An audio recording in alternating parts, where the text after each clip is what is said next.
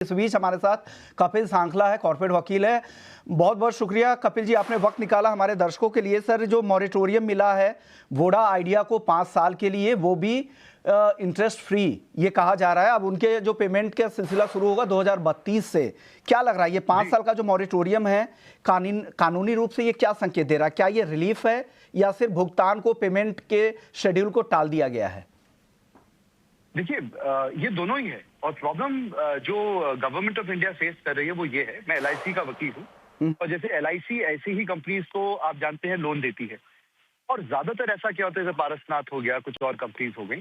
Problem क्या होती है, जब वो लोन नहीं चुका पाते वो सीधा के सीधा मॉरेटोरियम में चले जाते हैं, सीआरपी प्रोसीडिंग स्टार्ट कर देते हैं। आपका मैटर एनसीएलटी एनक्लैट में सालों साल लड़ते रहते हैं।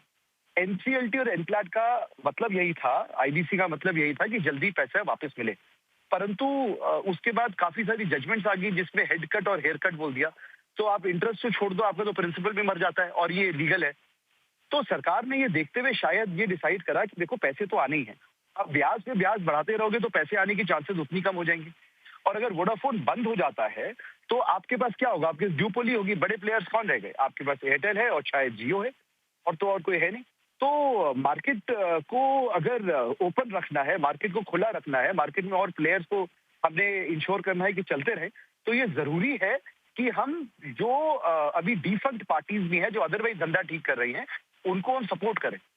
तो ये जो फ्रीज है ये अच्छा है। इसी वजह से प्रिंसिपल में जो इंटरेस्ट अब तक मिला है वो है 10 साल की पीरियड में उसको दिया जाएगा और ये काफी अच्छा स्टेप है। मेरे ख्याल से बहुत अच्छा होगा, गवर्नमेंट और भी लोगों को इसी तरह का फायदा दे, इसी तरह से प्रोसीजर करे ताकि दूसरी कंपनी भी बच सकें और धंधा कर सकें।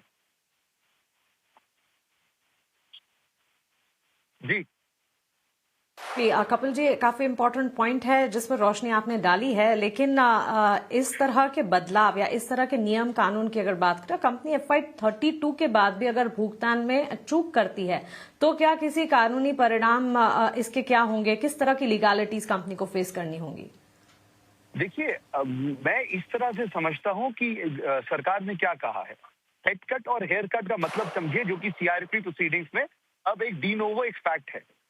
हेयर कट का मतलब होता है कि ब्याज माफ कर दो और हेड कट का मतलब होता है कि हम प्रिंसिपल भी पूरा नहीं देंगे। 500 करोड़ है, हम 200 करोड़ में आप डील कर लीजिए। इसमें नुकसान किसका होता है? जो लेंडिंग पार्टी होती है उसका होता है। वो ये सोचती है कि चलो भागते भूत की लंगोटी भली। अब एक अपॉर्चुनिटी है, एक सरकार ने एक आइडिया निकाला, बोला देखो आपने इतना प्रिंसिपल देना था और इतना ब्याज देना था, धंधा करो। तो धंधा करते हुए आप 10 साल में अपने धंधे में से पैसा निकाल के हमें दो। इसमें जो पैसा है आपको प्रिंसिपल भी देना पड़ेगा और अब तक का जो इंटरेस्ट है वो भी देना पड़ेगा। क्या होगा अगर 3 साल सरकार लड़े और उसके बाद ये बोले कि भैया हेयर कट हेड कट में आपको आपका प्रिंसिपल भी नहीं मिल रहा? यहाँ तो एक अपॉर्चुनिटी है आपके पास कि आपके पास आपका प्रिंसिपल भी मिले और काफी सब्सटैंशियल इंटरेस्ट भी मिले।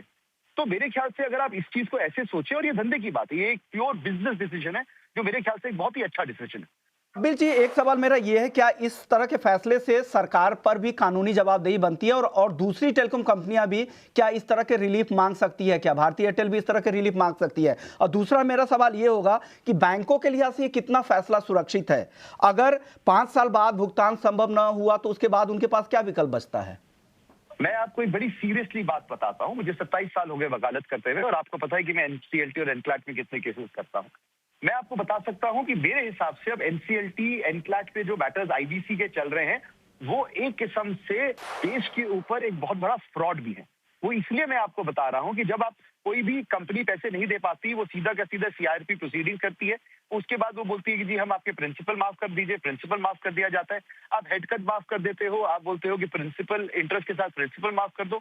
जो प्रॉपर्टियां होती हैं वो अगर 100 रुपए की होती है तो 2 रुपए की बिक रही होती है। इसमें किसी की भी जवाबदेही नहीं है।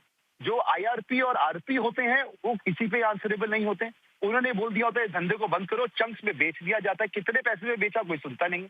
तो इसकी वजह से जो लेंडर होता है और जो सरकार होती है, जो सरकार के अलग अलग आर्म्स पैसे देती है, नुकसान तो उनका होता है। ये आपके पास एक अपॉर्चुनिटी है कि आप उस नुकसान को कम से कम कर सको।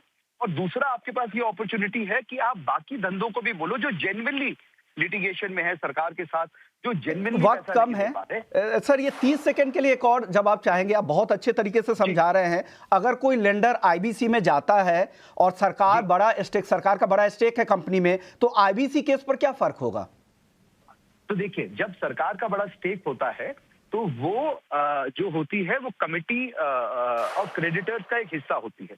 तो एसबीआई, एक्सिस बैंक, जो भी बैंक हुआ, जो भी सरकार का डिपार्टमेंट जिसने पैसा दिया है, वो सीओसी का मेंबर होती है। सीओसी डिसाइड करती है कि अब वो पैसा कैसे निकाला जाए।